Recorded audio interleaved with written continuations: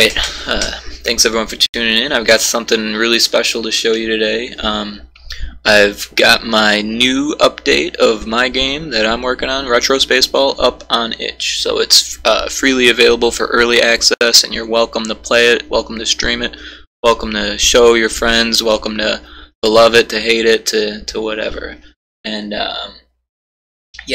so I don't know if you watched my stream last time, but I ended it in a little bit of a fury because I was just so frustrated, and it was all my own fault because I couldn't remember how I had set up my the last computer I was working with to build to Android from Unity, where because I'm making this game with mobile in mind. You can play it on the computer on a browser, and you can download it for Windows right now. I will make Linux and Mac builds eventually once the game is more progressed. It's in an alpha state right now, but you know, I think you'll be pleasantly surprised with how far it's come within the last jump. It's making leaps and bounds with every update now. So without further ado, I'll show the game, but first I want to play some music because the game has no audio yet. Alright, so I'm just going to do a quick search here for Retro Spaceball. We'll search that. It's right there at the top. Okay.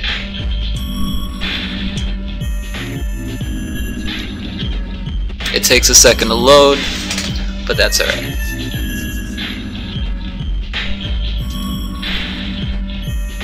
I'm gonna check the audio, make sure it looks okay.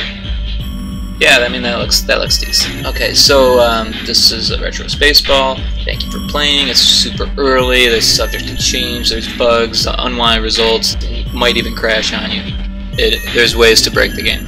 Not gonna lie, I haven't gotten to every bug yet, and the audio is not even done yet. So I mean, there's that.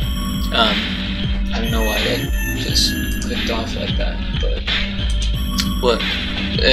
Loading issue or something. Alright, so you can provide me with feedback with my email address, rickhasemail@gmail.com. Find us on social platforms. I'm on Twitch. I stream this all the time. That's probably where you're watching it. I'm on YouTube. You could be watching it there. I stream on Facebook on my own page on Facebook/Wave Interactive, and on my own personal page, Rick Oaklin. That's OCLON. I'm the solo developer of this game for the time being. I'm trying to build a team and a community around it, so if you're interested in the game, if the aesthetics inspire you and you want to help, you think you can bring something to the table, I'm more than willing to check out what you've got to offer. Alright, let's play the game. Now, I didn't show you the controls, but you can. It's very simple. It's just 3 buttons: A, W, and D. Right? If you double tap A or D, you can dash, and if you hold down W, you shoot. If you release it, you stop.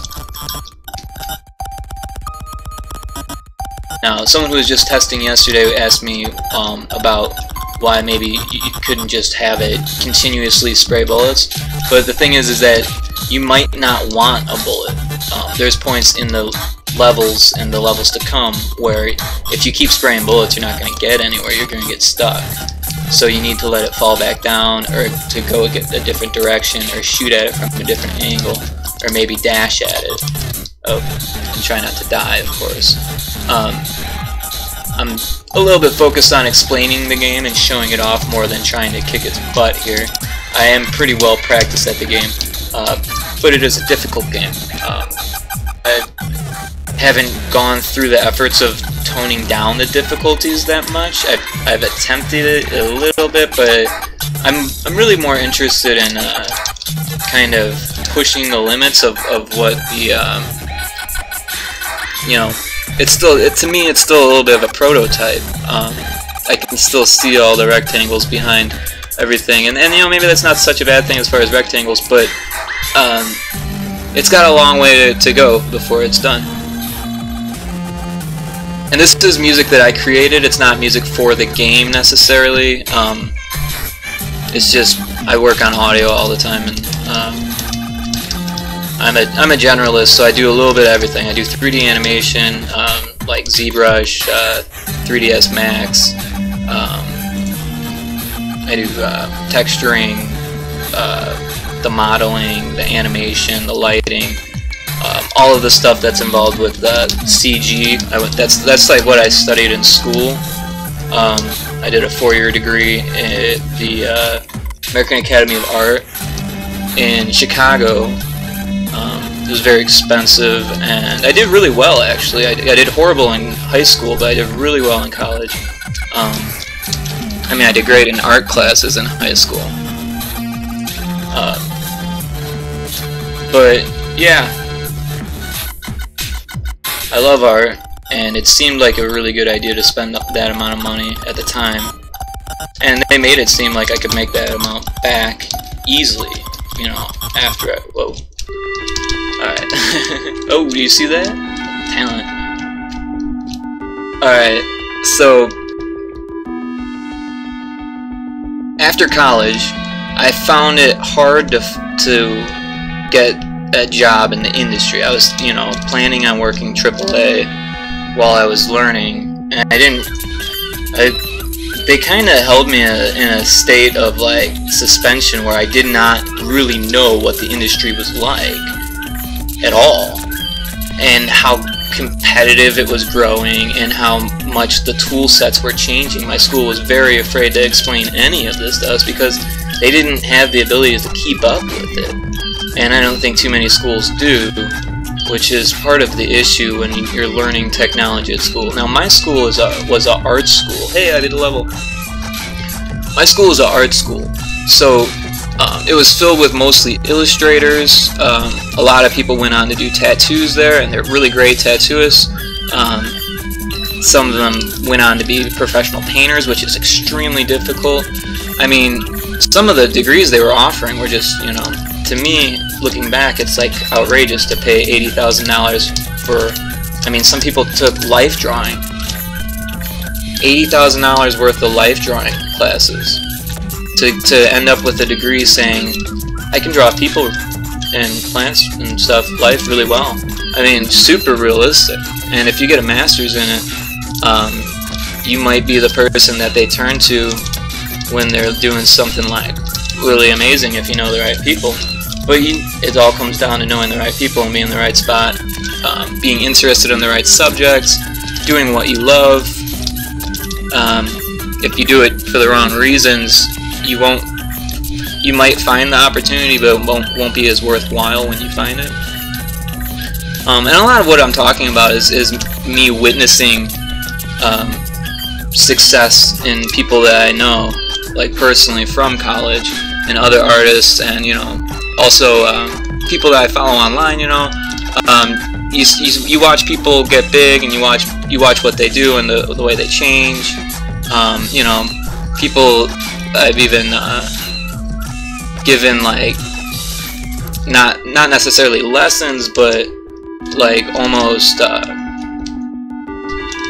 structured ideas of how to go about thinking about things to people who have asked, you know, online, just strangers, be like, hey, what do you think about like audio production, and what do you think about this, and you know, I've talked and told them like, hey, this is what I do, this is what other people do, this is, you know, what works for these people, and this is why people do things the way they do it. And then I see these people get big, you know, and that's cool that they get big. You know, it's even cooler when they remember who I am. But you know, that's not always the case. Sometimes it changes people, and sometimes, you know, the conversation was just a marketing technique to begin with. So of course they're not going to remember. So you know, as a marketer myself, I try to stay away from that because it leaves the fan not really wanting to be a fan anymore. And I've been on that side, so I'm not really like that. But at the same time, if you find success, you can't expect, or your friends can't expect to just go along on your coattails. Just because you found success doesn't mean your friends are gonna find success. You know, if I have a friend, like a personal friend that I know pretty well, who's a professional singer, and I'm a musician and an artist, and you know all that. It doesn't get me anywhere just because I know someone who's a professional singer or a professional art director, or music director, or if I know someone who's been on TV for 3D effects, or if I know someone who's been on TV for tattoos. It doesn't matter, because it doesn't make a difference about how my life is going, except that I can relate to those people, you know, on a deeper level because I knew them before they blew up. But you can't expect just because your friend is getting big that you're gonna get big.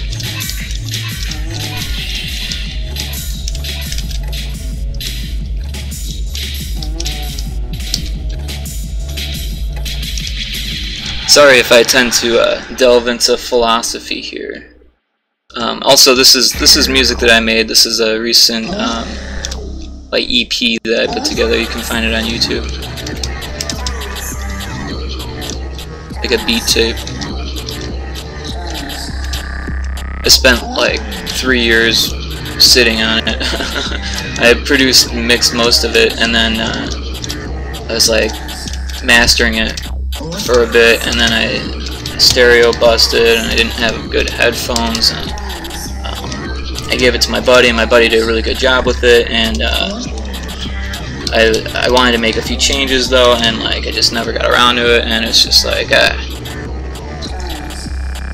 But then I was inspired after some life changes, and back into the music thing. I used to do like DJing and stuff in like Yahoo chat rooms back in the day when I was a younger kid, and that's how I got started. But I went on to do like CDJ stuff and like vinyls, and sorry, I'm kind of losing the game here. Mixing, I love like digital audio workstations and that type of stuff, using Ableton. I have a Launchpad. MIDI controllers are cool. I use a nano control sometimes. I have a Mandala drum, the one that Danny Carey from Tool endorses. Super expensive and doesn't work all the time. Don't really recommend it, but it's a cool tool to have, I suppose. It's very drum-like. It appreciates what drums do. It's got 128 sensors in a like a in concentric circle, right? Or yeah, if you could imagine a spiral essentially of 128 sensors that ring out from the center, and then those can be hit at 128 different velocities. So you can get some crazy variety, and then the software they use sets it up in rings, so you have like 8 different sections on the drum that you can hit to like produce, you know, 8 different tonal varieties, or 8 different pitches, or 8 different samples. I like 8 different samples because then you can do tonal variety from the edge, from the ring, from the inside to the outside of each ring on that drum.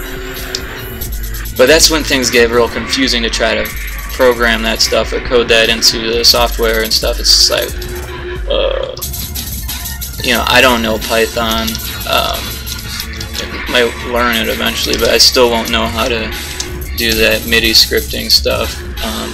I had a buddy who was learning it. I don't know how far along he got with it, but he's actually learning a little bit of Unity on the side as well. So like when I make tutorials, it's not like I'm making them for marketing so much as I'm making them for my friends to learn how to make games. So I have more networks, because when I started, it was only people on the internet I could find that knew anything about games. People in my hometown and stuff, I couldn't find anyone that knew anything about games or engines, and everyone I talked to about it, I knew more than them about it, and it was really frustrating, because that's a really bad spot to be in when you're you're really interested in a subject, you definitely want to surround yourself with people that are better at it than you. Game design especially, because there's so many facets to it. I call myself a generalist with a little bit of pride because there is just so much to it. And I don't know, it's a little bit weird to say generalist because it generalizes how much there really is to it. You know, I mean, just writing a game or drawing up some ideas with concept art, or you know, even coming up with a walk cycle, or you know, deciding on the lighting or the marketing, like technology you're gonna use, or what trends you're gonna follow when you're gonna like try to market your game, or when you're gonna put it out there to different sites. What are good tools to use and stuff like that. I mean, some of the stuff they don't even like scratch the surface of in college, especially at art school.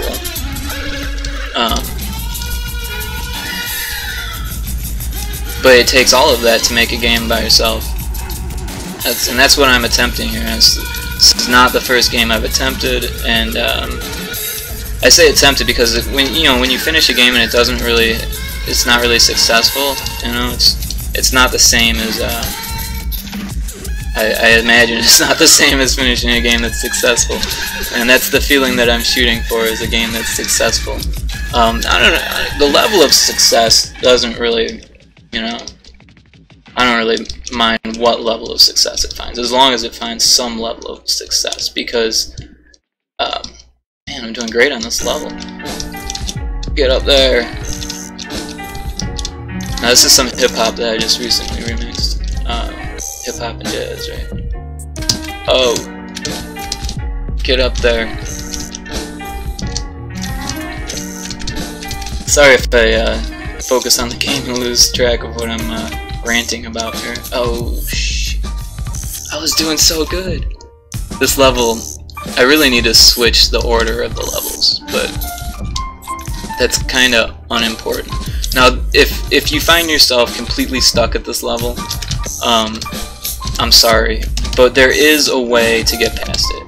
There's a continue button at the start menu, and it looks like it's inactive, but and it's not gonna continue your game from where you left off. It's going to open up a menu if you hit it just right. Yeah, I mean, it's an Easter egg, so the button is like off of where the words are.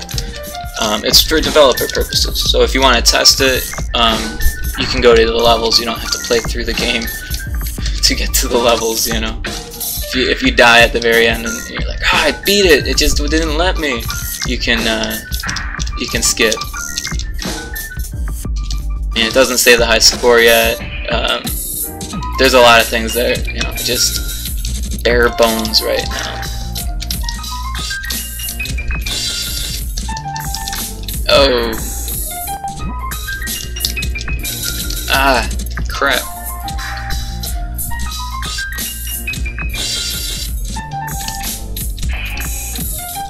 Now, like I said, this is for mobile as well. So if you have an Android device, because the thing is, when you're developing a game, iOS is like expensive to license stuff to. So I don't have like whatever they're asking lying around, obviously.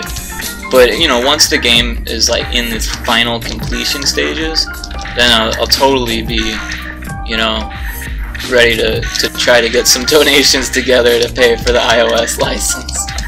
Because I don't want to pay for that. Who wants to help? I mean, I don't know.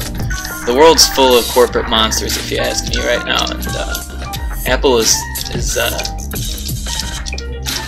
I don't know. I mean, when you talk about evils, people bring up necessity, and sometimes it's a good idea to point out that evil is not necessity.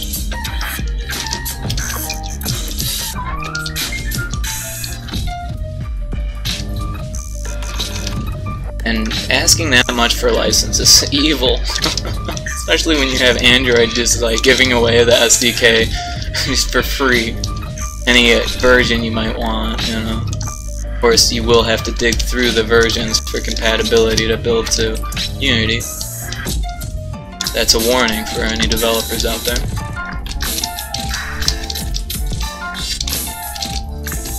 It's probably the same with any engine. Compatibility is an issue. Go, go, go. Ah! Yeah, so I've made some changes to this level, and I haven't quite tested it that much because it's too big to really just sit down and test the crap out of. But I've done enough playing with these game objects that I kind of know how they play, and I'm feeling much better about the player attributes as far as how the game is controlled here. Like, how long can I dash, and how long can I have a button press or time in between button presses to dash, and you know how big the collider is when I dash, and things of that nature. How fast the ball goes, how fast the bullets go, how fast the ball goes after it gets hit by the bullet, how big the directional zones are around the collider for the ball, things of that nature. there's tons to think about. It's just endless, really. It's so endless. I mean, you think this is a simple game, and it is. It's a simple game, but any game is not as simple as it sounds. Making a computer game or a video game is difficult. There's no way around it. It's funny, you know. You might have, if you're a developer, you might have seen some other devlog videos. And one of them, you know, everyone saw indie game, right? Because it's really well done, and it covers some games that were really popular. And the developers were really interesting too, I must say. You know, not everyone likes that the guy who did Fez, but Fez was a great game. I liked Fez, and a lot of my friends liked Fez too. The guy, you know, who cares? He's a developer. He just made a game. He's not the. He might be a figurehead to some people, but like, and he might make the decisions of where the sequel would or wouldn't go. But at the same time, he already did his part. He made the game. If you like it, then you like it. If you don't, you don't.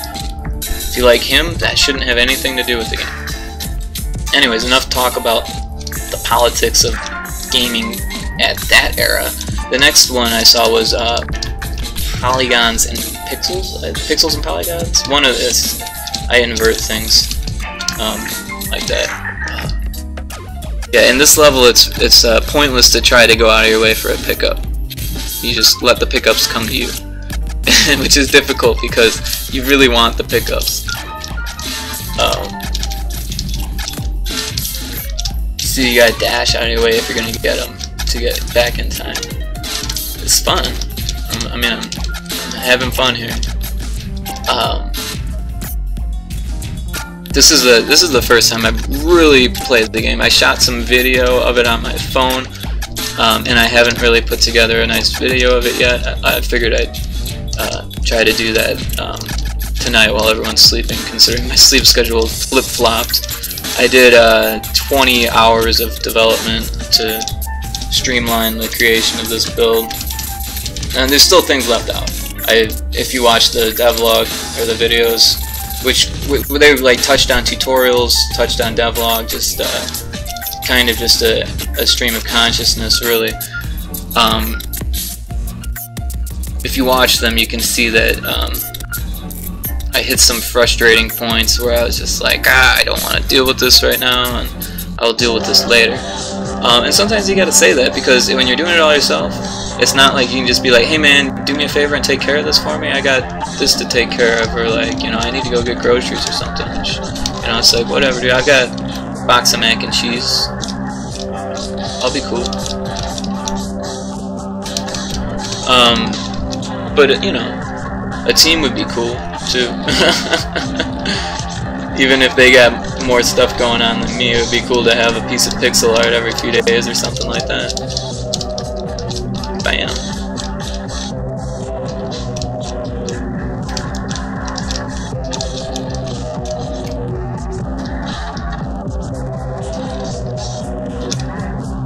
This is a remix that I made of Dining Ethics, which is a group that I'm in, or was in, when I was living in Illinois. I'm living in Arizona currently, so I don't really jam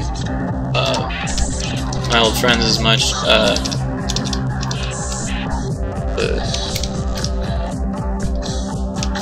Now sometimes those, if you're watching, those blinky things change, like the block there. Like when you haven't hit it yet, they start blinking with purple and green, and then after you hit it, it decides whether it's going to be purple or green, and then when you hit it again, it should change from purple to green again or whatever.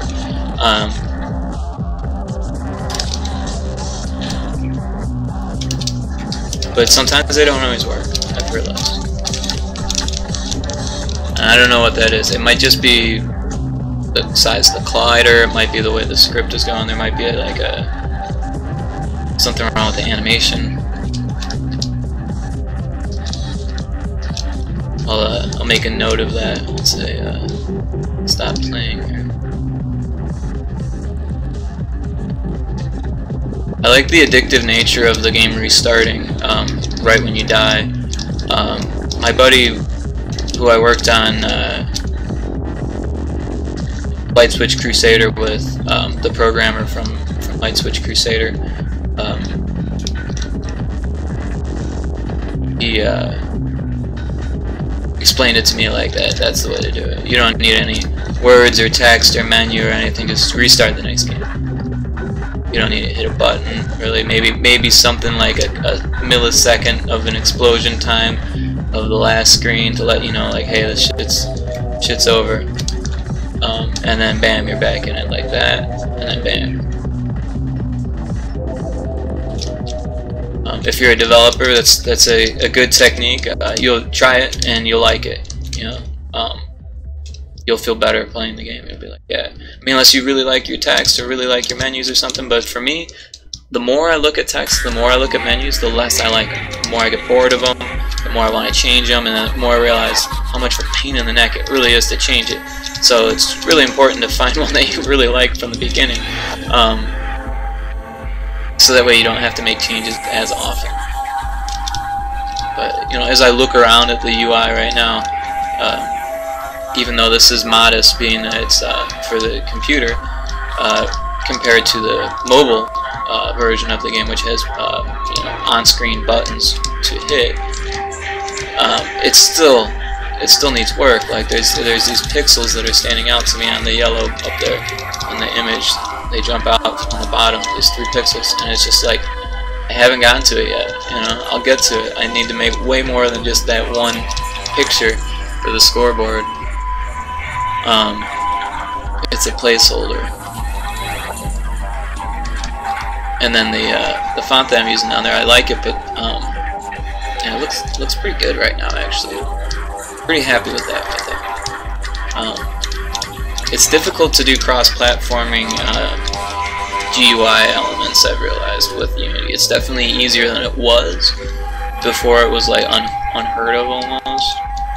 I mean, it wasn't unheard of, but it was very difficult for an indie like solo team to make a game that was cross-platform in the previous versions of Unity, especially before the like 4.3 or whatever GUI update.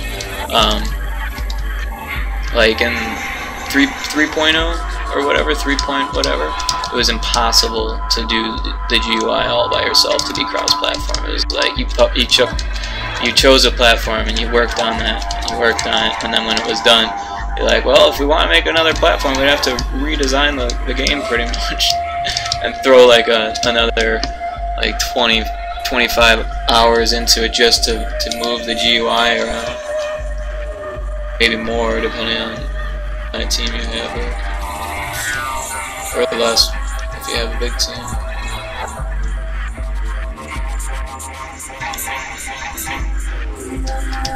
So this is the last track on the playlist, I've realized. Have more music.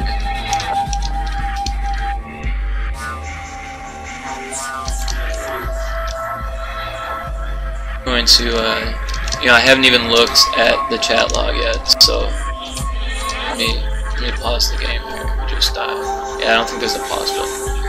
Actually, yeah, I need to incorporate that, because I'm just gonna refresh.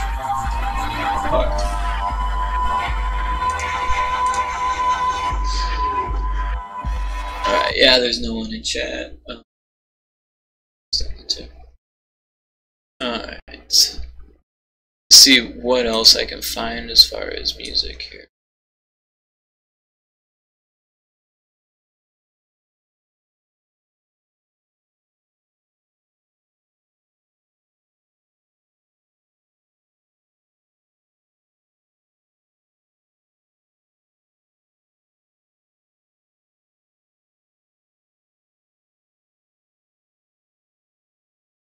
The oldie but a goodie.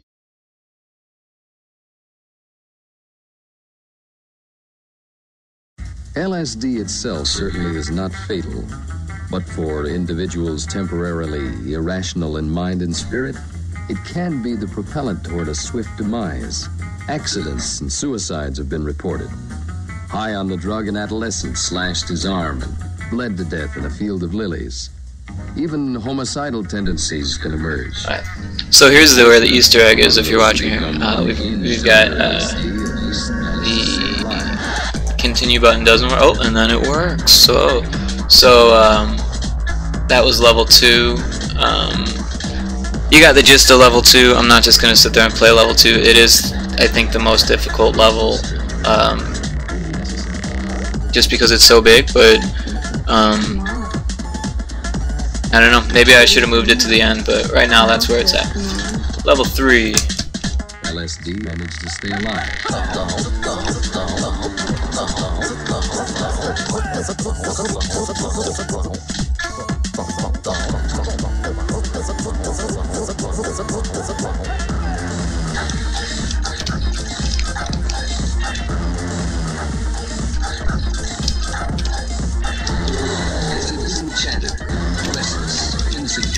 Alright, yeah, so that's where the glitch lies. You saw how the ball goes into the wall there? That's like the major glitch that I need to iron out in the next build. Because if you push on it, it will go, and it will shoot. I'm not sure exactly why, something about the collider, but yeah, boo! You see that shit? And now the game is stuck, and it's not gonna do anything. You can't dash through the walls. You're not dying. So don't do that. Like, I mean, I could make you die when you touch the lava. The ball shoots out so far that it avoids the collider, is what happens. So I could put walls on the side that kill you, but other than that, like, I'm gonna have to figure out a way so the ball doesn't get there. The ball doesn't get stuck in the wall. Oh, and here's the controls menu. It's really easy to accidentally hit the controls menu when you're looking for the Easter egg. Okay, and I did that on purpose, I think, to adjust things around. Well, I left it that way on purpose. Let me rephrase that. Alright, so let's do level 3 again without breaking the game. Any level that's narrow with the walls like this, it's really easy to push it through the wall. So just try to avoid that for now.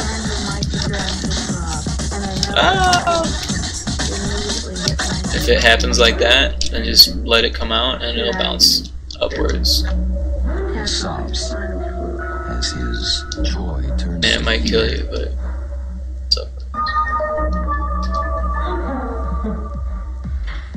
So this is a track I made on the train when I was in college.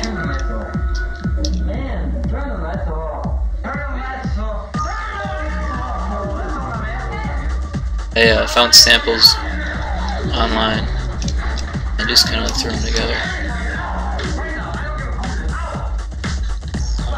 The samples that we're listening to there, the guy yelling, is from this old record that was like a propaganda, like to try to prevent LSD usage back in like the 70s.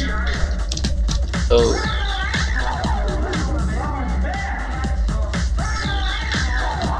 and if you listen to it, it's just outrageous. They like recorded this guy's apartment without letting him know because with his girlfriend's consent. It's like, what the? That's insane. And then he had a bad trip. It's like they triggered it. Could you imagine triggering someone's bad trip for publicity? 12 hours What? after it so innocently had begun. He was shattered by it. Oh my god, we should totally trip our faces off later. That's from Stone Age, which isn't even a good movie. Doesn't sound funny sample. Yeah, I was gonna put some bumpers here in the intro of this level, and I just never got to it, to be honest. I will do that. I'll probably make like a 7.1 or 7.5 or something like that, depending on how much I build in the game. I'm gonna increment the build. So if you're looking at it and you're like, hey, that says 7071 this time, that means I might have changed the game, and if for some reason it no longer works, you better let me know. Otherwise, there's gonna be people that can't play the game. Yeah. So as you can see, this level's a little bit more difficult. Well, this one's about the same, I'd say. See, I mean, the other one it was easy to get places, and this one it's like it's hard to get out away from the beginning. You really gotta hit that portal. It kind of, and when I was making the level, I was kind of emphasizing the importance of hitting those portals and getting the pickups, because once you have spread, the game becomes so much easier. And I just got 2 spreads in a row. It's random, but there's only six different power-ups, and 2 of them don't even work. So the blue is your shield, and the red, oh, see, they tempt you, and then they move slowly, and the ball moves fast, so it's difficult. So the yellow, or that was orange, that's impact. The blue is shield, and the yellow, I just make it do the rate right now. It's supposed to do either the speed or the bullet size. I can't remember which one, because I haven't had it working ever. So, but every once in a while you'll see the bullets change, and those are the art that I'm planning on using. I'm not sure why it's deciding to use it then. Something in the code is messed up. I need to go and really dig in at that code too. That'll be one of the next major updates in the next alpha build, like 0.8. We'll hopefully have that bullet power-up situation sorted out. Hopefully. It would almost be nice to have another programmer look at the script, because it's just a mess.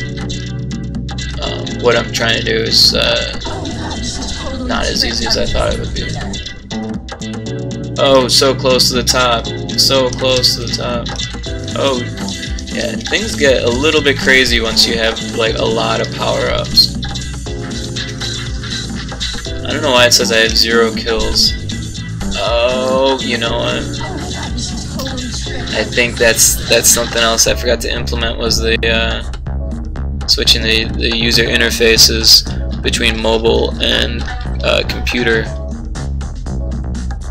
For yeah. All right, so I'm gonna have to fix that too. I'm testing here as well. I just never noticed that when I was testing last night. I was pretty tired, but I was doing a lot. I was multitasking like crazy last night. If you're checking out that bar on the bottom, it's like getting close to halfway. I've been meeting a whole bunch of people online. I've been joining Discord communities and Facebook groups, and finding different networks, following people that are devs on itch, watching their streams, talking to them on their chats, you know, not spamming, but just meeting people, and then spamming in places where it's okay to spam, because otherwise no one's gonna play. And I'm spending a lot of time on this. I'm not making any money from it. I don't even have a job right now. I need to get a job soon. But this is what's important right now. It's a little vacation from work for me, but you know. I'll be working again before I know it. My last job, I was at a framing place, and it was going okay, or it seemed like it. But you know, apparently they didn't like me or something, and they didn't want to let me know that they didn't like me. So they were like kind of two-faced about it.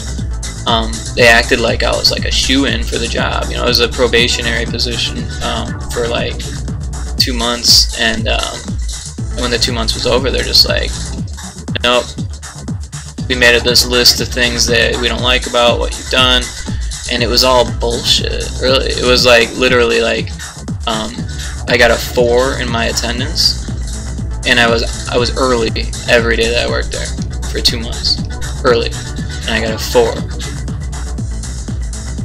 And it's crazy, you know. And they wrote me up for something that my instructor did, and she told me to go to the wrong building to go to work, and they wrote me up for it.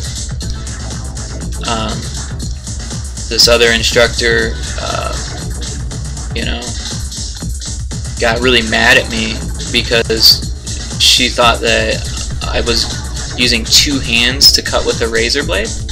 Like, first of all, how do you cut it with a razor blade with 2 hands? You know, like, how does that even work? Second of all, I'm an artist. You think I haven't used a razor blade before? So then, all of a sudden, it comes down to like showing my art and stuff, and I show them a stencil that I made recently to make t-shirts with, and they started accusing me of stealing the razors from work to cut the stencil with, which is outrageous because I'm an artist. I've got razors. Razors are, you know, how else do you scrape the paint off a palette?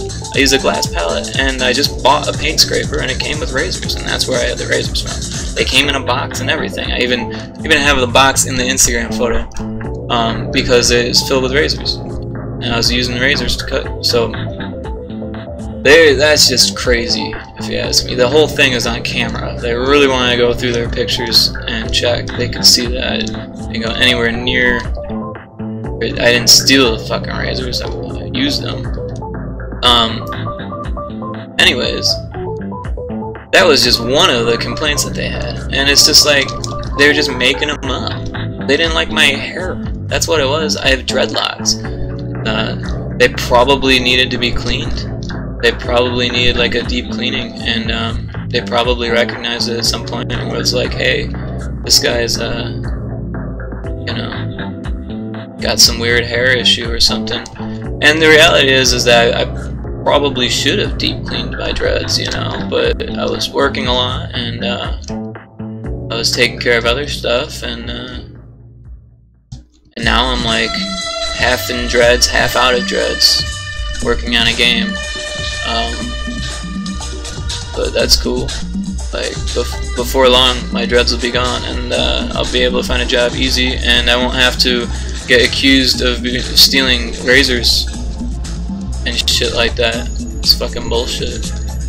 Sorry. Die. Alright, so that's not supposed to happen. That's a little bit of a bug. Level design flaw. And it sucks because the bad guy's there. He's just gonna, like, kill me eventually. Ah! I need to make him, like, blink before he shoots. I think that's the next step with the enemy. Ah.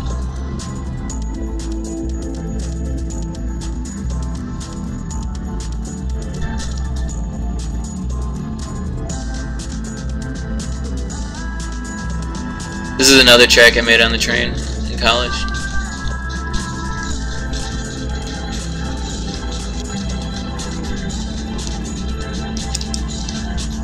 Not the best at mastering back then, or mixing. I was more about putting the tracks together, finding samples, and throwing them together.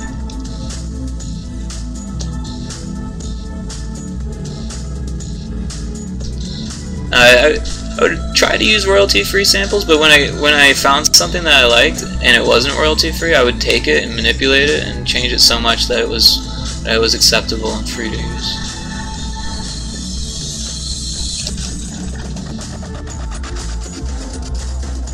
But I did use a lot of royalty-free stuff at this point in my music creation career.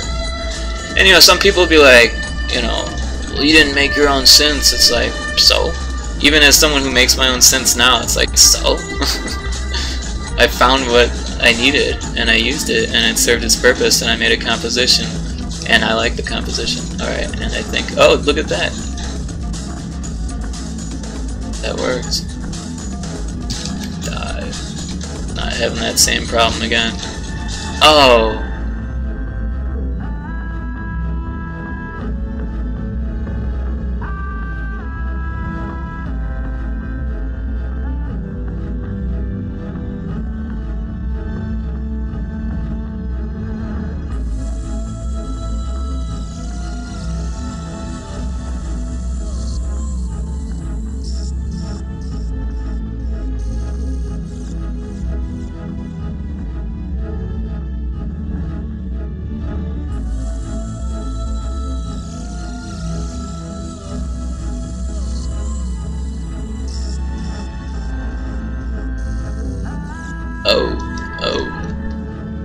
So, I don't know if you've noticed, but the ball changes color depending on its energy, right? And the energy depends on what it's been hit with. So, if it gets hit with one of your green bullets, then it increases in energy. If it gets hit with one of their pink bullets, it loses energy. And there's like 6 levels of energy, I think.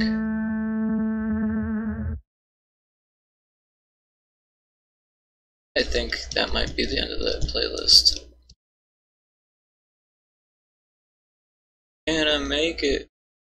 No, I think if I click off. Okay. Find some music.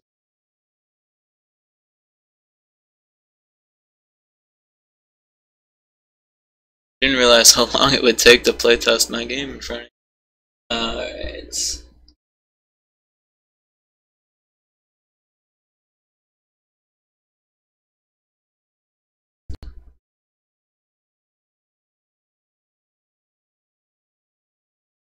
Here's something I made for another game.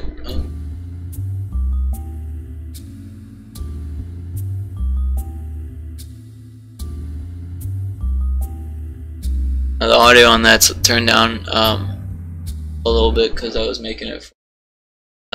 Audio in games is much quieter than in like sound design for music, right? So if you're making a beat, you have the drums, you know, getting limited. If you have drums that are limited in a video game, the drums just be way too loud, like a gunshot.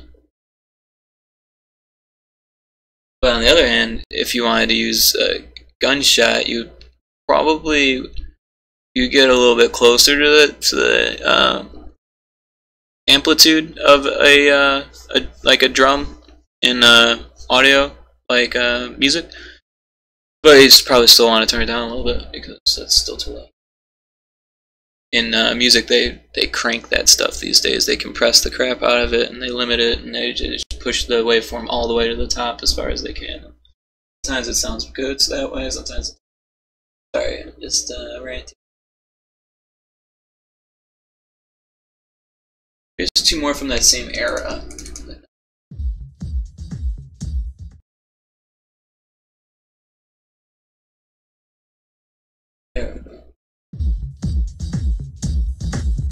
Alright, yeah, these were the same era, the train music. Alright, back to the game. Oh, and I'm dead.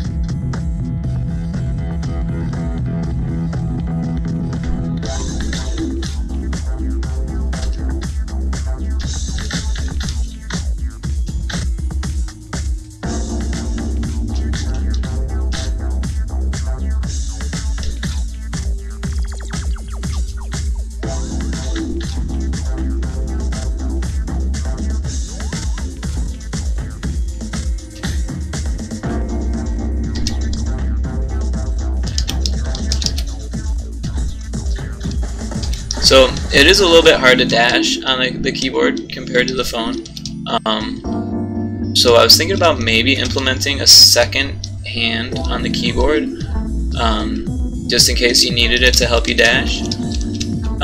where, you know, if you wanted to hit one of the buttons, it would help you dash. But then the issue with that would be that people could dash all the time, and you're pretty much invincible when you dash, unless somehow the ball just like gets inside of you or something like that. And even then, I'm not sure if it would trigger a hit. But as you can see there, I tried to dash, and I didn't. But when you tested it, it seems to work. So I mean, a lot of it's just like attempting and failing. And the trigger, I'm sorry, the time frame, the time window, the window of opportunity, like the key window.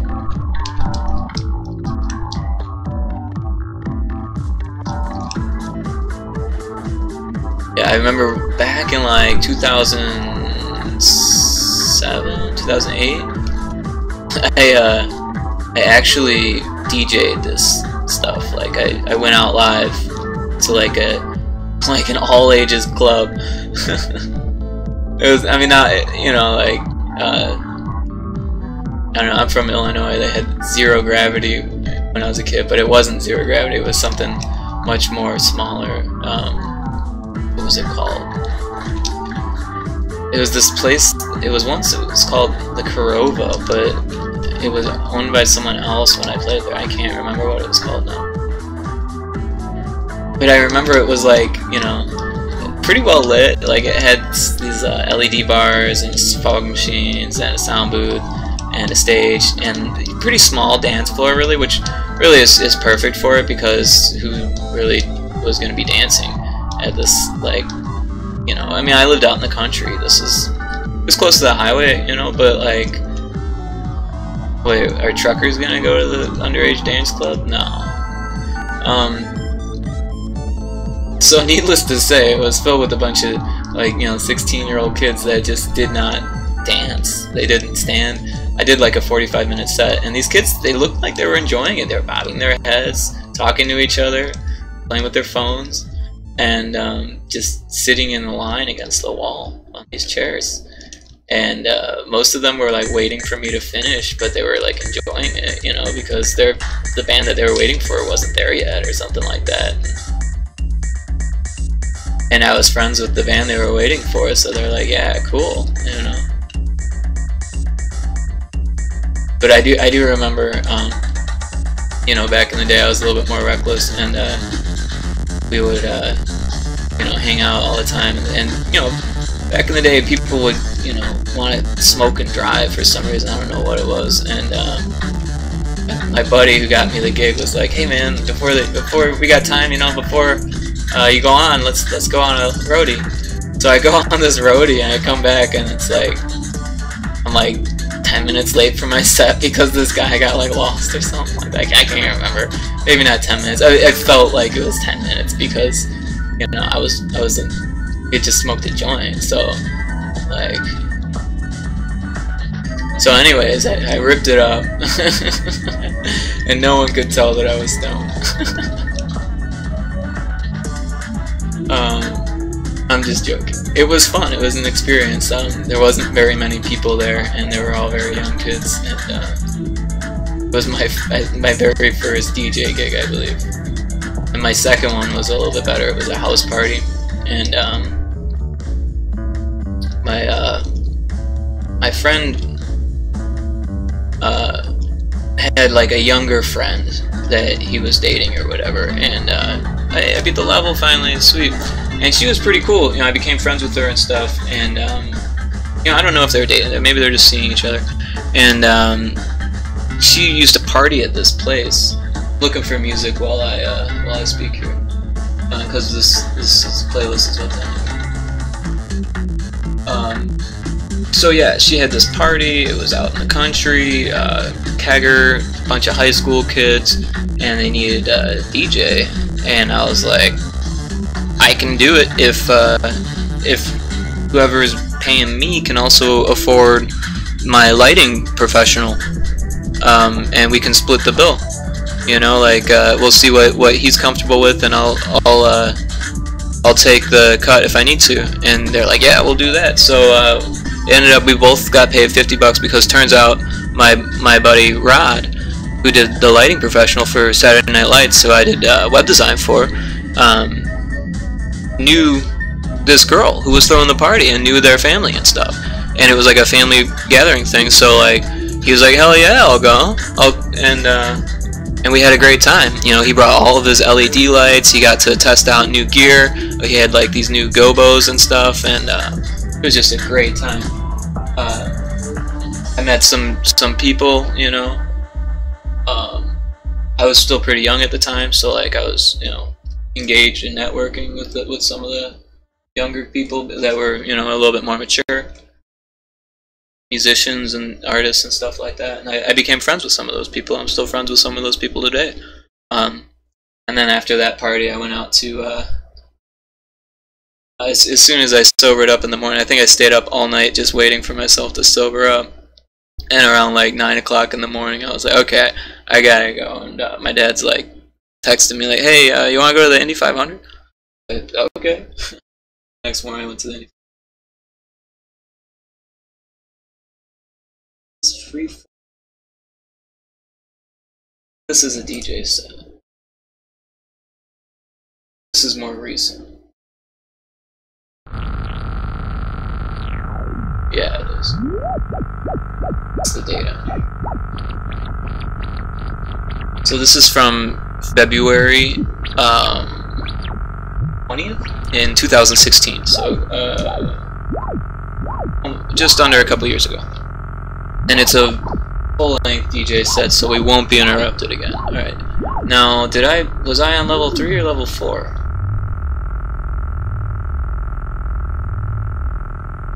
I'm gonna do level 4 again. Yeah, this is where I was at. You know what? I'm gonna do level 5. Sorry about that.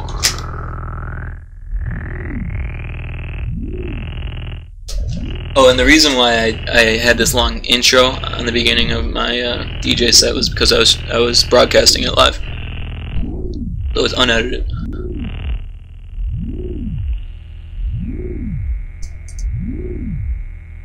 There it is.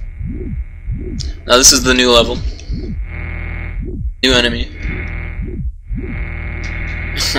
New enemy malfunctions from time to time. What are they doing? You see that? They're done now. Yeah, they're supposed to do it when the ball gets near. They do it when the bullet gets near too. They're not supposed to do that. But they do. Also, the explosion's supposed to be bigger.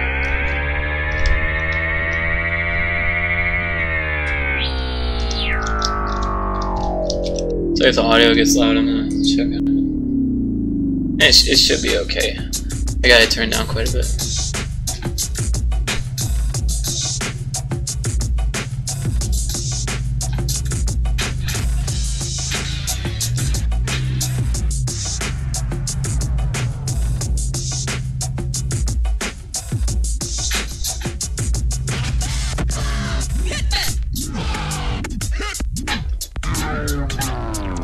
Now, my style as a DJ, let me preface the recording here.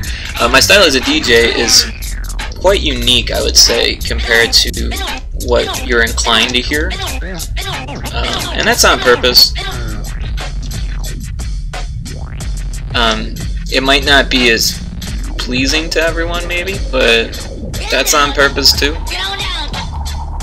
Also, it's experimental, so what I'm doing is you know, experimenting. So if it sounds bad, like right there, that sample keeps going, it's because I wasn't quite sure what I was doing with it, and it was a new record that had that sample on it, and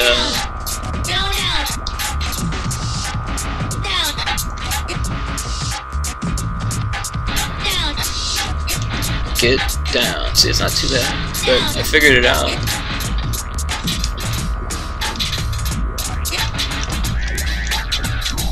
See, I like that The ball cannot hurt that guy, but you can if you like shoot at him or if you dash at him. So like I mentioned while I was building the level, this level I was going for this Sonic Casino Nights type level.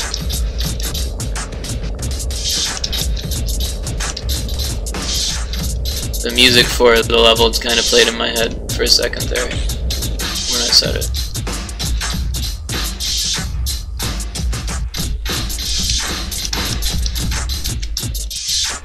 So I gotta get it up through there somehow, because the end of the level is always at the top. So I haven't implemented any bosses yet, but I have, yeah, there's no way through there, I don't think. Oh, might have to, oh, look at that. There might be a way through there. Yeah, sorry if I go into test mode. Oh, look at that, I got through there. If I go into test mode, that's kind of the nature of being a developer, is I'm not like your average gamer where, you know, take games really seriously and stuff. I mean, I do. I take games really seriously. It's like my livelihood. But at the same time, I'm not playing it for the same reasons. When I'm playing a game, I'm looking at the colliders and the invisible stuff, like the scripts and stuff, you know, things that you can't see. That's what I'm looking at when I play the game. I'm not really looking at it, feeling it. It's like a tangible thing, you know. You can understand it through touching the game, through playing the input, playing with the input, reacting to the game, watching the game react to you. That's what I'm interested in when I play games, and I'm sure everyone else is too. They might not know that that's what they're looking for, and a lot of times they get caught up in the narrative, and that's fine too, because I love narratives. And I love games that get me involved in the narrative, because it's really hard to pull me out of that dev mode. But even when I play games I love, I'm still pushing the boundaries and trying to figure out where the colliders end, and seeing if there's anything that the developers missed bug-wise, so that way I can you know, learn from their mistakes. And I've always been this way, even since I was a little kid. I didn't know what I was doing, but I knew that I wanted to make games when I was a little kid. It was very apparent to me that this was the culmination of everything that I liked.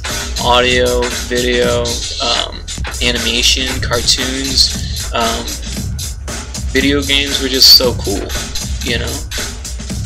And they still kind of are. It's just, I was always more interested in making them than playing them. I just didn't have the means back then, and now I do.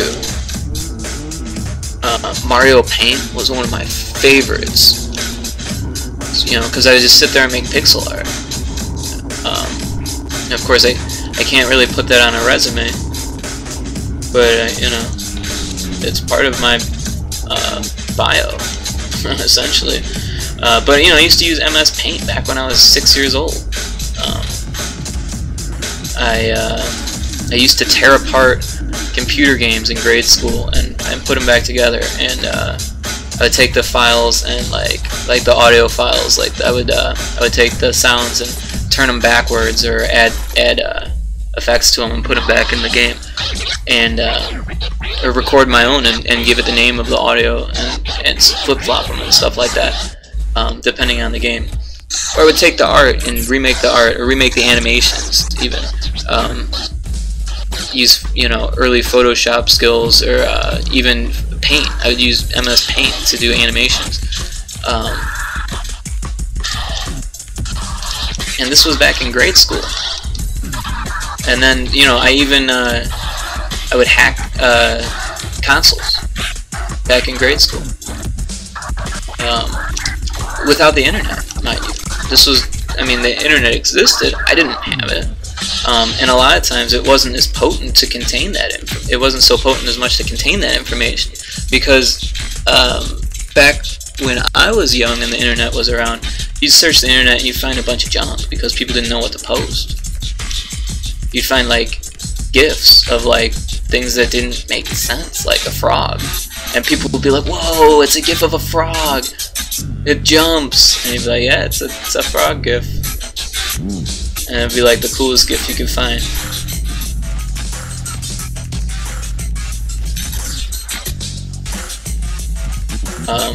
So I was interested in making GIFs right away. I didn't actually start doing that until college. And then by the time I got to college, Facebook ruined everything with GIFs for me, right? Because Facebook was like, no, GIFs are just, we're not ready. The world's not ready for GIFs yet, Facebook said. Which is essentially really the government saying GIFs are too much bandwidth for us right now. Because anything as big as Facebook, even in the early days, being influenced by some type of government, some type of politics is having some type of influence. Whether it's direct or indirect, some type of influence there. With Facebook, I think it would be more direct. I think that they're a big media company, and they're just like any other big media. I'm a little bit, like, what's the word? Not upset, but just like, I don't know, maybe I am a little upset. I think it's bullshit that Facebook censors everything. You know, I can't tell my friends about my game unless I stream it. Like, that's retarded. I mean, yeah, I love streaming games, and in fact, it's awesome that it got me into streaming. I learned something, and I got something out of it. I'm good at that. That's what I like to do with things that piss me off. But at the same time, it's like, man, why can't they just let me speak to the people that they allowed me to speak to before? You know, like, the bait and switch is retarded, and everyone's just okay with it. Everyone's like, oh, well, it's Facebook, we have to deal with it. Well, guess what? No one's gonna be on Facebook in 5 years if it keeps treating people this way. Or if they are on it, they're gonna use it for completely different reasons. Because I use it for completely different reasons right now. I'm no longer trying to communicate to my friends because Facebook won't let me.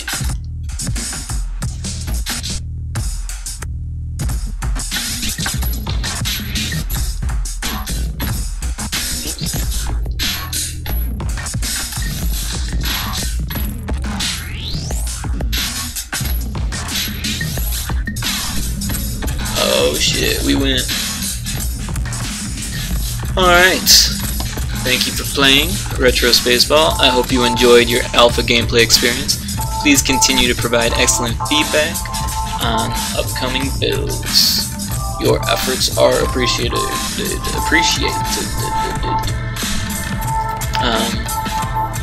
Yeah. So that was my game to the fullest extent, except for level 2. Let's go back to level 2.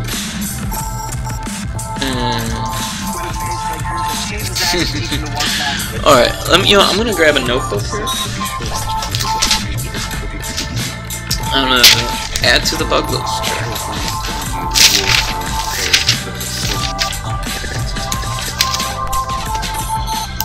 And I can fix these easy. I just want to not forget, because the bug list has gotten pretty big here. So first off, let's not forget the button. Here we've got the thank you button. And what was the other one? Level 4 is what it's called, right? No, it was level 4, but it's scene 5. Scene 5. Scene 5. Love. Design. Law. And I'm just gonna draw a little picture of where it is.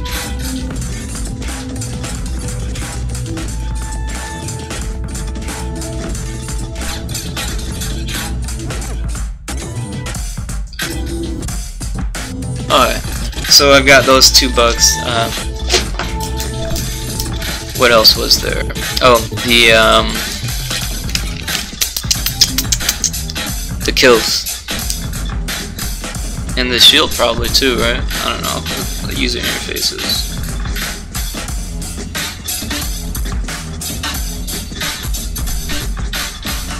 For web and PC build.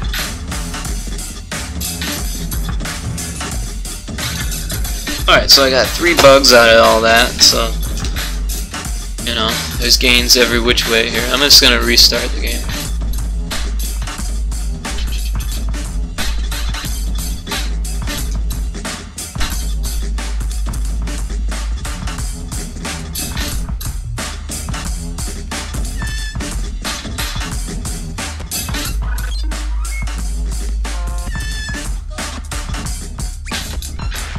Okay.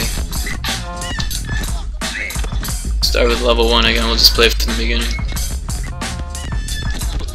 Yeah, so my shield's not going down. That's an issue.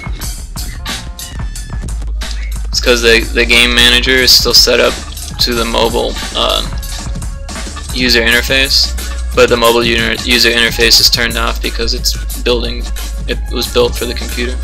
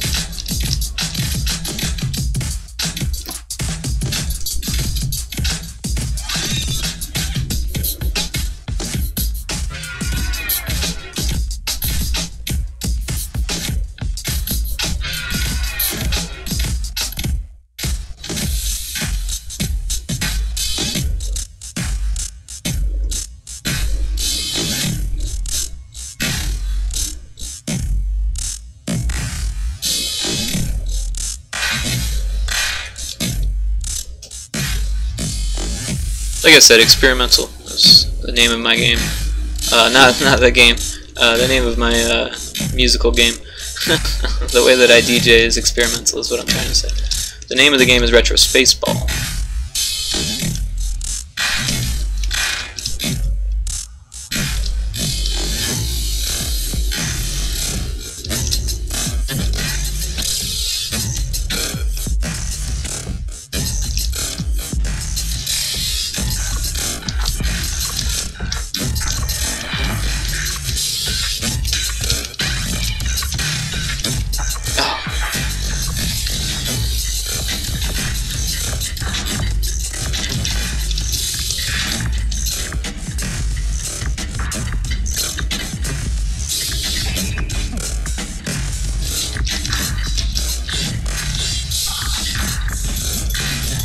I think this level should probably be the last level, and maybe make it more difficult.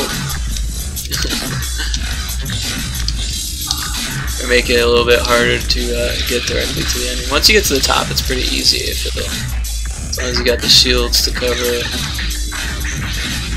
Because you can't shoot the bad guys below that are shooting at you.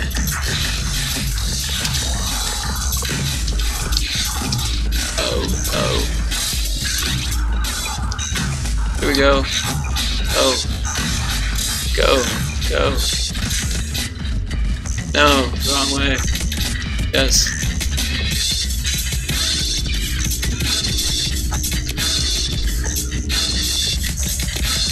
So essentially, it feels like a lot of it has to do with luck, but you're very much guiding the luck. Like, you might not get every shot spot on, but the more you aim for it, the better it's gonna be. And you might go right past what your target is. But if you get to the other side, you might get back to where you're really aiming. Oh, see, like,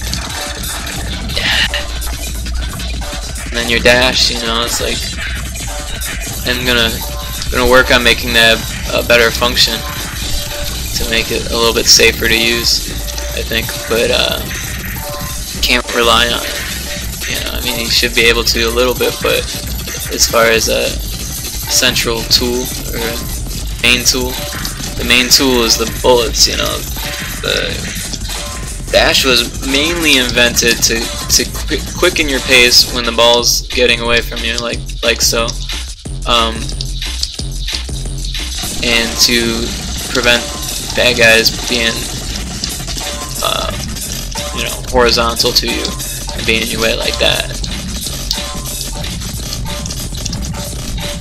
or bullets for that matter. Also, if the ball is going up or down really fast and you happen to be dashing, you're less likely to hit an object.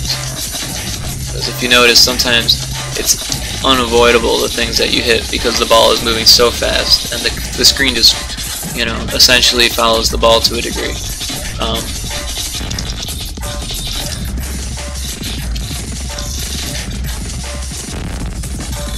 It's a good idea to use the dash often, but to use it when you need to use it also. Because if you use it like there, it put me in a bad spot. Like, I thought that I could like kill the bullet, but you don't even get points for the bullets yet. You probably will in the future, you know, probably get points for everything. Probably even get points for dying. Calculate how long you were alive for, you know.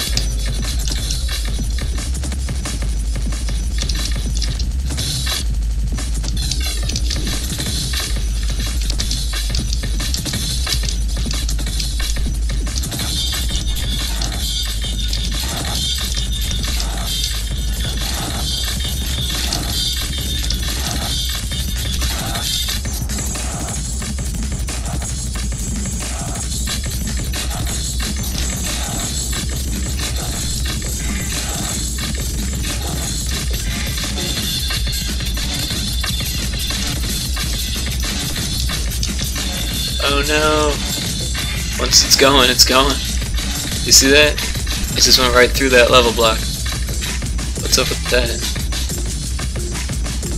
Wonder if it was just going too fast, or if there's a flaw with our level block over there. I say our because I feel like I'm sharing this game with the world.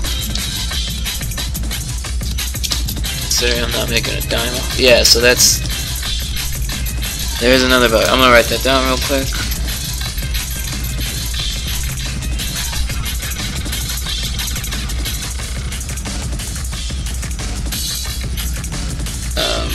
Well, that reaches the end of that page on the bug list. I don't think I've crossed anything off for a while. Alright, let's I'm gonna go over the bug list for a bit, while I die here. No, I'm gonna put it on the level that mostly plays itself. How about that?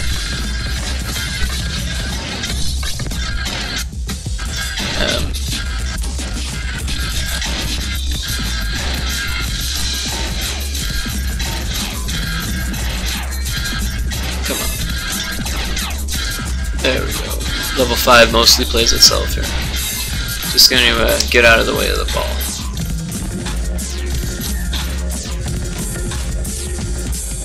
Alright, so I'm gonna go over the bug list here a little bit.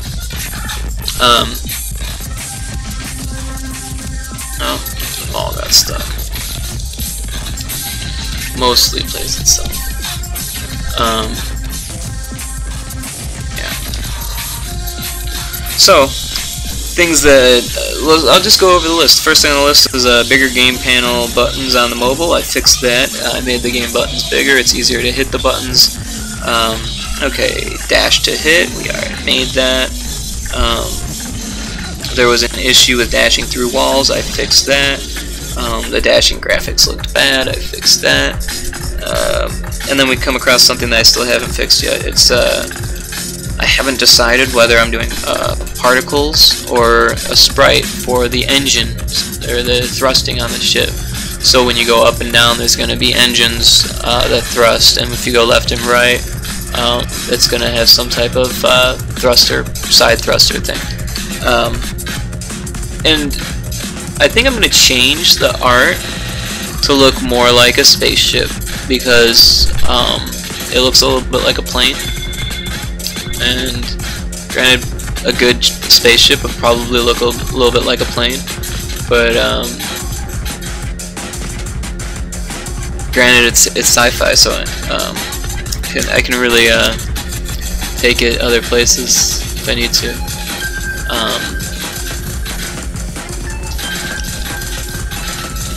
So next thing, a new easy level. Now I've crossed that off on the list, but I've also done this a bunch of times and it hasn't been successful. So I'm gonna write next to it, real big, bold, easy, because that is still not accomplished. I'm gonna put a big box around it with an empty box next to it so I can check it off later if I've actually made something that's easy, because so far that's been one of my biggest difficulties with the game, is actually trying to make something that's easy, because every other difficulty besides the bullets and the pickups,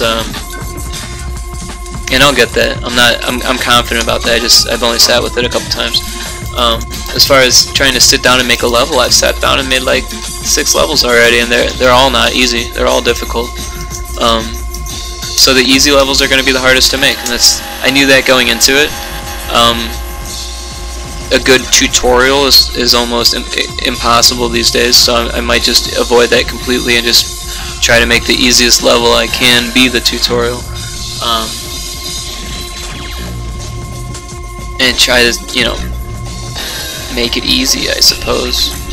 There'll probably be like 10 levels of just like super easy, like not even the same game, and then I'm gonna throw in something that's difficult, and then do like 5 levels of that, or 2 levels of that, and then throw in something else that's more difficult, and just very gradually ramp up the difficulty. I think that's important for mobile games, because anyone might download it, anyone might play it, and I want anyone to have at least decent fun time for like 5-10 minutes before they're pulling their hair out saying, wow, this is hard. But the thing is that sometimes when people are like really good at games, they get past that that initial challenge, and they never really think, oh wow, this is really hard. They think, I'm gonna get better at this if I do it this way, and then they do it that way and they get better, and they use that challenge as a way to get places. And those are the type of people that go on to do like competitive gaming and stuff like that. Take it extremely seriously, and that's really cool that you can do that. I like competitive games, but I'm not a very competitive person in nature.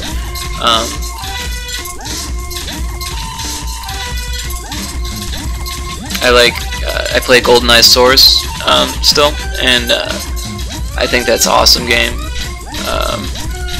I really liked the original. I really liked Quake. I really liked Doom.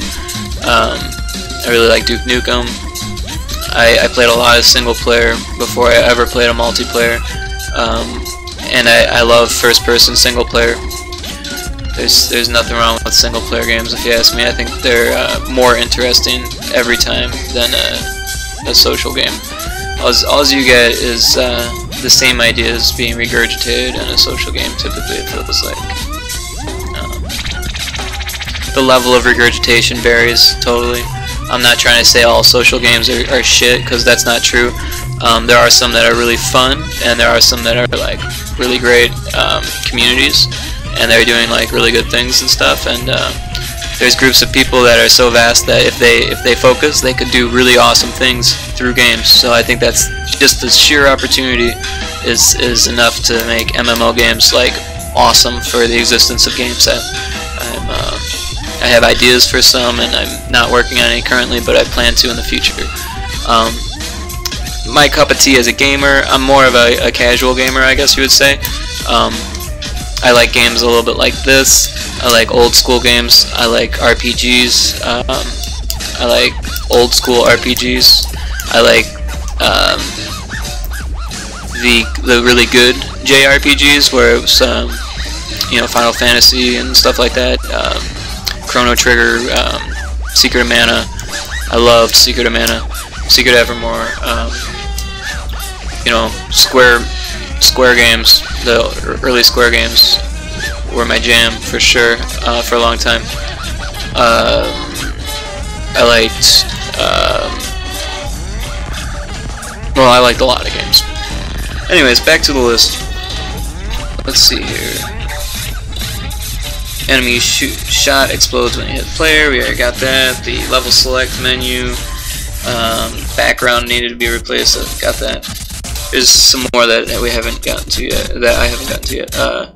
Turn the start panel into the pause menu. So I actually have started that. It's not implemented in this build. I can actually open up Unity and show you.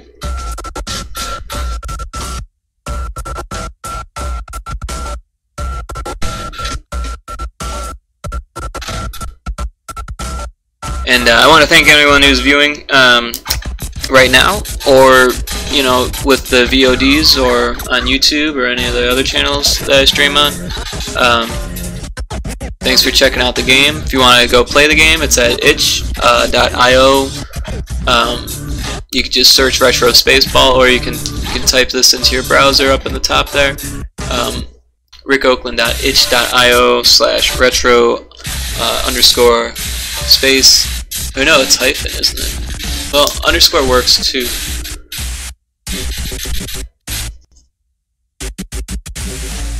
I want to make sure that underscore works because I've been using it.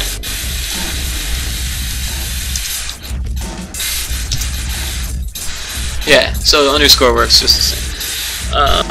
Alright, so let's see here. Incorporate serialize to JSON. That's another thing that I'm working on with this start scene here that I've just opened up. It's not done yet. It's far from done. Where's the game?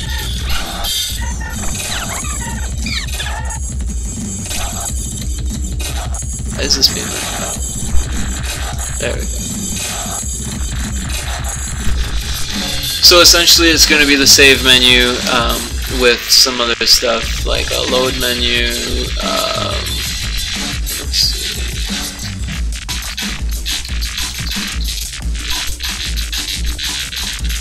So it's just it's a scene that has a bolstered menu essentially, and I'll use that scene as a prototype to bring the menu to the other scenes. And essentially,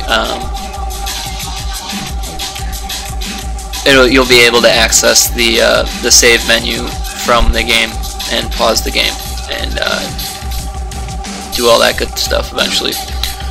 Right now, it's just bare bones to keep things flowing, keep the flow going. Number one importance here was to get people playing the game to see if it's worth making, because I don't want to waste my time. Like I said, I'm not making any money. I don't even have a job right now. I don't want to be wasting my time making a game that no one wants to play. So I got a playable version up right away, and got people to play it, talking to people online, and making a team. I talked to a couple different people so far, or about 5 different people total so far about a team, but it hasn't always been a good fit, and that's okay, because it's kind of a niche game. It's not quite a shoot 'em up, but it has elements of shoot 'em up.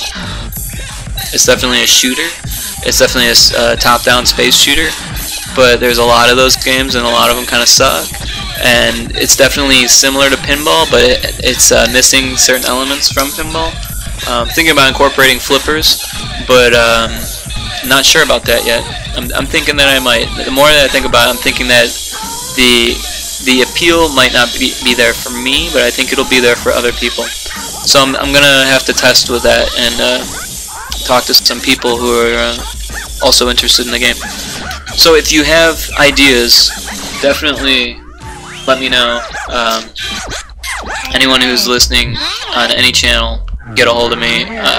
Rick has email at gmail.com. Alright, so next on the list we have fixed dead zones. I've actually fixed that. I can cross that off right there and go. Alright, enemy bullets are squished. I fixed that too. Pause menu with restart. That's the same with the other one. Working on that. Alright. Checkpoint. That's a great idea. I haven't gotten there yet. The goal receptacle. I'm gonna put a mark on there because I started it. Cutscenes? Question mark next to it. Still haven't put any more thought into that. That's definitely something to bring to the table, though. Scoreboard, I made it, so that's marked off. Bigger button, hit zone, made that, marked off. Player death, make kinematic. There's still an issue there. I marked it off, but there's still an issue, so I'm gonna put a mark next to it to remind myself. Because for some reason you can still, the ball still hits the player after it's dead. Okay, move up zone should be tighter. I definitely fixed that.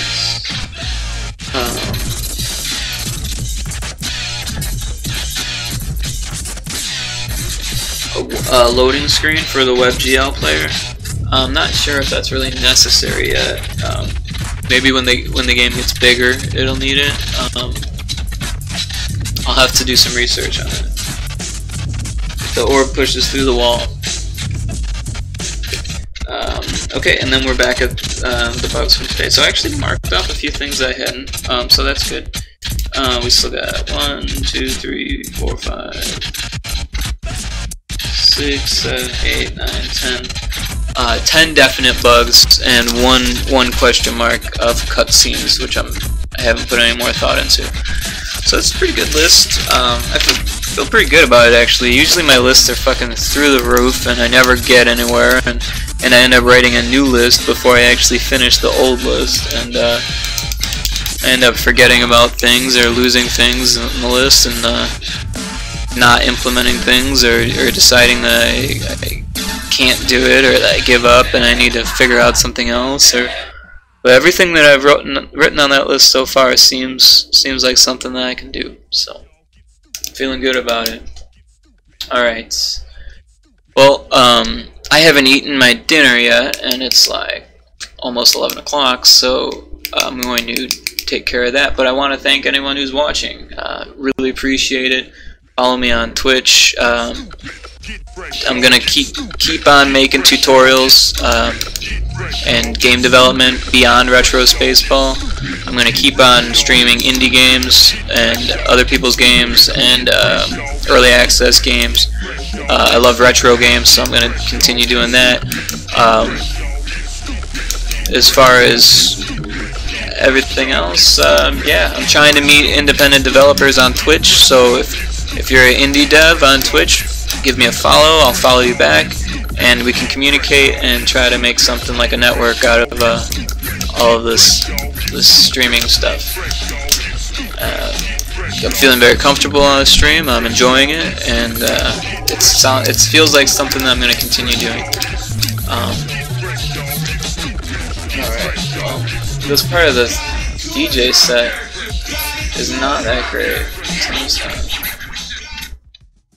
Tone that down a bit. Alright, yeah, so like I said, I'm going to start on my dinner, and thank you so much for watching, and have a great day. Play the game. Let me know how you think, or what you think about it. I'm going to implement some of those bug fixes and throw it back on the web build there, and make a new download for Android. But play this version until then. It's still very playable. It might take me a couple days to implement all of those changes and to get it uploaded. Also, the game is available on Gamejolt. This version hasn't been uploaded yet. I'm gonna have to do that as well. Yeah. Oh, look at that, version 6.0. That was when I started making this start screen. So, as you can see, it's been well, I've been going by 5s as far as the web build. Every once in a while, I increment the number just kind of how I feel. But every major change, really, I increment the number by 5 so far in the alpha mode. I think when I'm in beta, I'll probably do it by 1s. Alright, well, I'm done. Thanks for watching. Have a great day.